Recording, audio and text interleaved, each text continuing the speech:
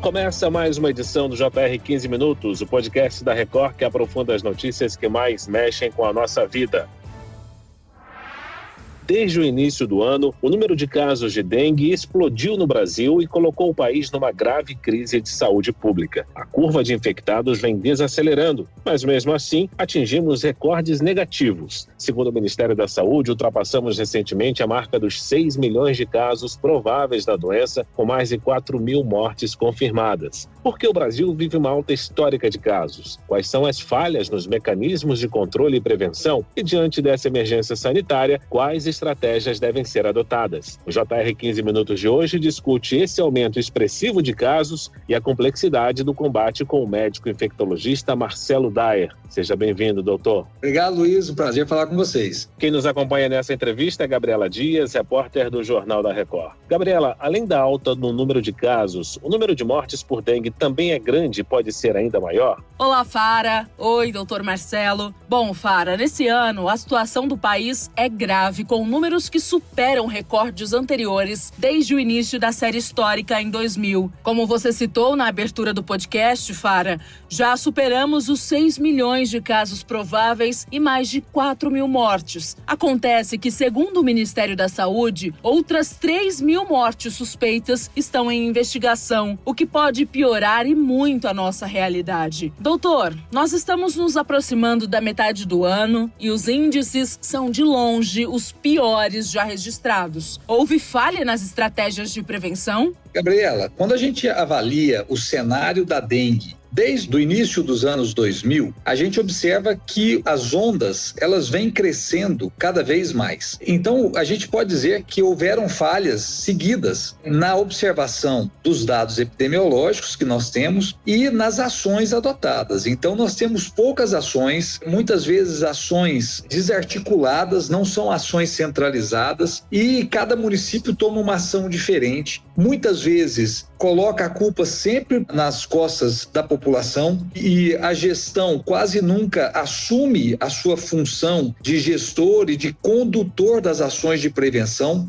E isso vem acontecendo ano após ano. As Américas, esse ano, é a região com o maior número de casos de dengue do mundo e o Brasil, disparadamente, o país com o maior número de casos do mundo. Então, realmente preocupa e vem mostrando que as ações são ações ineficazes que foram adotadas ao longo desses anos todos. Agora, doutor Marcelo, além de falhas nas estratégias de prevenção e combate ao mosquito, existe algum outro motivo que ajude a explicar essa explosão no número de casos? Sim, provavelmente a questão que nós observamos no ano passado, 2023, com a elevação de temperatura e períodos de chuva intercalados, o período chuvoso nosso de 2023, principalmente no segundo semestre, ele não foi um período tão contínuo como a gente vinha observando nos anos anteriores. E nós tivemos períodos de momentos, semanas de calor extremo. E isso é tudo que o mosquito gosta, alta umidade e calor extremo. Então isso contribuiu provavelmente para esse aumento de número de casos também. Segundo o monitoramento semanal do Ministério da Saúde, o ápice de casos foi na semana 12, em março, quando o país teve quase 440 mil ocorrências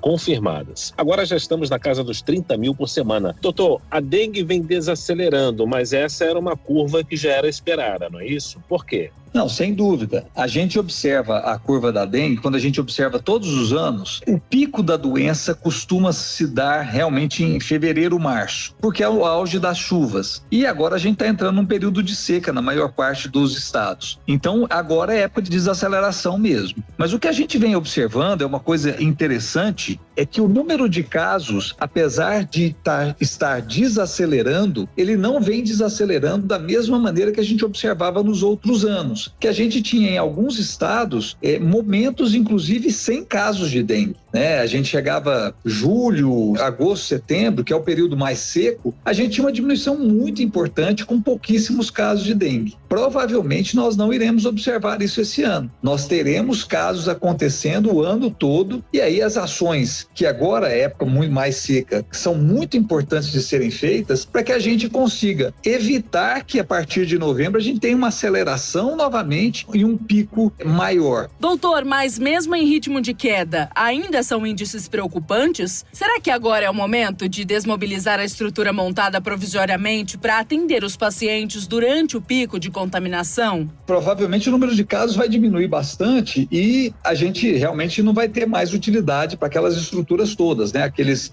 pontos de hidratação. O que eu costumo dizer é que se a gente mantiver essa estrutura para o atendimento de outras patologias, doenças respiratórias, que agora é o que começa a acontecer, a gente pode ter um ganho, a população vai ter um ganho porque a população vai se sentir assistida, mas com certeza o número de pessoas necessitando de hidratação venosa com aquelas tendas de hidratação vai diminuir de maneira bastante significativa, não tendo necessidade de que seja mantida só para essa função. Dr. Marcelo Daia, para evitar o agravamento, é importante que a população fique atenta aos primeiros sinais da doença. Esse cuidado é especial? Sim, sem dúvida. É importante o diagnóstico da doença, né?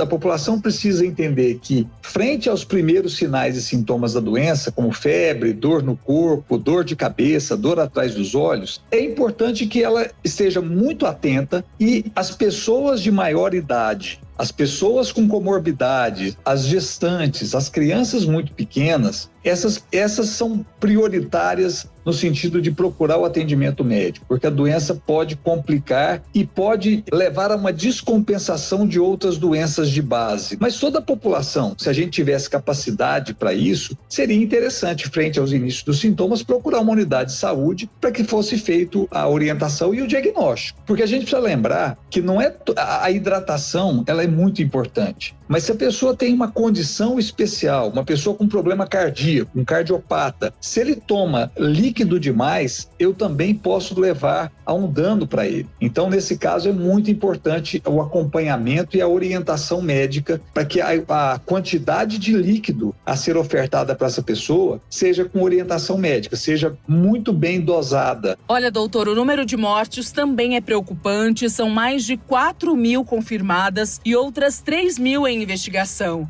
Isso faz com que a atenção do paciente seja ainda maior. Mas é possível identificar quando o caso é potencialmente mais grave? Sim, o número de óbitos, ele realmente chama atenção. E uma coisa interessante que a gente observa é que muitas vezes o diagnóstico é feito da maneira correta e a condução do caso é feita da maneira incorreta, levando a esse aumento do número de óbitos. Então, o que a gente precisa, com muita atenção, é que a equipe que está fazendo o atendimento, a equipe de frente no atendimento dessas pessoas, seja muito bem preparada para conseguir identificar os sinais de alerta da dengue. Esses sinais de alerta são muito divulgados tanto pela Organização Mundial de Saúde como pelo Ministério da Saúde e muitas vezes eles são menosprezados. Às vezes a gente pega muitas vezes as pessoas se preocupando muito com plaquetas e esquecendo do hematócrito, esquecendo do idoso quando ele fica mais prostrado, né? Do idoso que quando ele vai se levantar ele fica tonto porque a pressão começa a cair muito. Então a gente esquece de outros sinais e sintomas que são importantes na identificação da dengue grave e aí com isso a gente às vezes perde o tempo de ação para evitar os óbitos. Doutor Marcelo, segundo o Ministério da Saúde, jovens com idade entre 20 e 29 anos respondem pela maior parte dos casos de dengue. Em seguida, estão as faixas etárias de 30 a 39 anos e 40 a 49. Além da idade, quais são os grupos mais vulneráveis? Então, a gente observa isso claramente. O número de casos é maior nessa faixa etária que você citou. Mas a gente observa que o número de óbitos, ele acontece a partir de 50 anos de idade. É como a gente falou, a gente tem que ter muita atenção com as pessoas mais velhas e com as pessoas com comorbidades. As gestantes também, que elas costumam cursar a doença, a gente já tem muita atenção com a gestante, porque ela pode evoluir de uma maneira mais grave. E isso é tão importante que foi motivo da FEBRASGO, da Federação Brasileira de Ginecologia e Obstetrícia, lançar um manual de orientação no atendimento da gestante com dengue, porque realmente ela pode evoluir de uma maneira diferente. Então, os extremos de idade, as crianças muito pequenas e os idosos, eles tendem a ter uma forma mais grave. Vale a pena a gente lembrar também que as pessoas que já tiveram dengue antes, elas tendem a ter uma forma mais grave de dengue. Então, o segundo episódio de dengue tende a ser um pouco mais grave. Mas esse ano houve uma coisa diferente.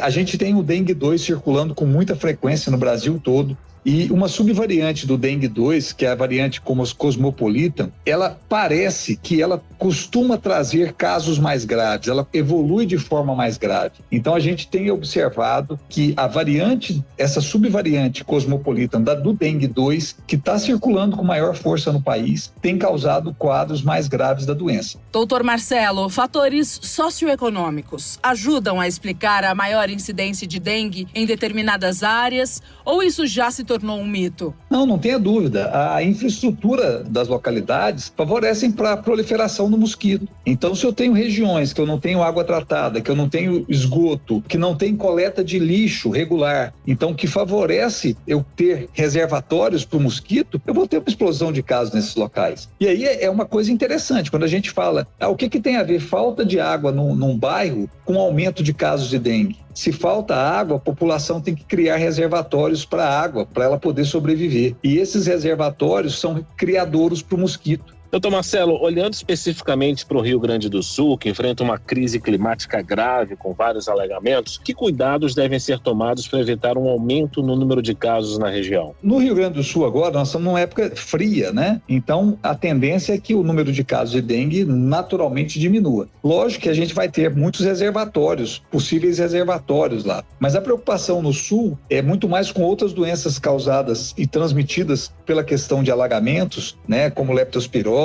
doenças parasitárias intestinais, mas as ações têm que ser ações constantes, a gente tem que fazer uma coisa planejada para evitar que não só essas doenças, que são doenças que preocupam muito o meio médico, mas inclusive a dengue, que pode aumentar novamente depois. As estratégias para frear a proliferação do mosquito e o surto da dengue devem ser iguais em todas as regiões ou os planos de ação precisam ser diferentes, doutor? Tem que traçar ações básicas, né? A gente utilizar meios que nós temos, meios biológicos de controle do vetor, é muito interessante. A gente poderia tentar traçar estratégias que fossem similares em todas as regiões, né? Coordenadas pelo Ministério da Saúde. Então, a utilização de vetores biológicos, né? Aqueles mosquitos que são geneticamente modificados ou mosquitos irradiados, mosquitos contaminados com a bactéria Wolbachia, que tudo isso dificulta a reprodução dos mosquitos, a proliferação das fêmeas, são estratégias de controle do vetor. Isso custa dinheiro, isso custa tecnologia, mas isso poderia ser utilizado. Apesar da gente avaliar isso tudo como estratégias caras, mas quando a gente avalia o número de casos de dengue que nós tivemos, toda a estrutura que foi montada, o número de óbitos que aconteceu, essas ações provavelmente ficariam muito mais baratas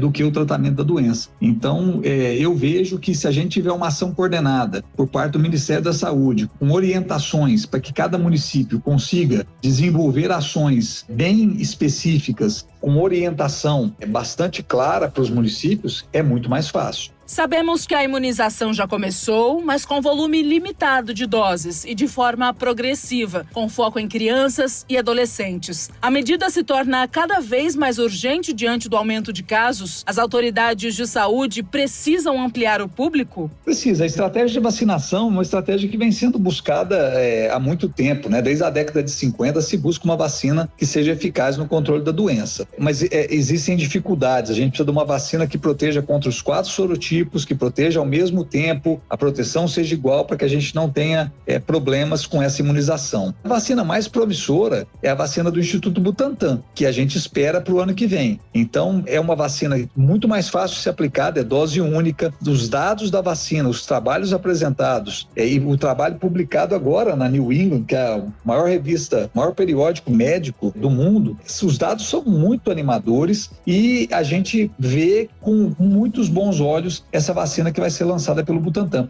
Agora, doutor, se falando em prevenção, é importante também o envolvimento de toda a população, né? O que deve ser feito para a gente prevenir a transmissão da dengue? A população tem que estar ciente da sua responsabilidade e evitar esses possíveis criadouros e reservatórios. Então a gente precisa fazer com que a informação chegue para a população de maneira clara, fácil. Então o poder público tem que dar toda uma questão de educação e o trabalho começa agora, na época que está desacelerando. Visitar as casas, os agentes comunitários de saúde, os agentes de endemia, visitar as localidades, visitar os bairros, a população, orientar a população, verificar se tem possíveis reservatórios, possíveis criadouros, bebedouros, verificar se as caixas d'água têm tampa, se estão fechadas, mas isso precisa ser trabalhado agora e a todo momento. Muito bem, nós chegamos ao fim dessa edição do 15 Minutos. Eu agradeço a participação de Marcelo Dayer, médico infectologista. Muito obrigado, viu, doutor? Obrigado, Luiz, eu que agradeço, um prazer falar com vocês. Agradeço também a presença da repórter do Jornal da Record, Gabriela Dias. Valeu, Gabriela. Muito obrigada, Fara, pelo convite e obrigada, doutor Marcelo, por todas as explicações.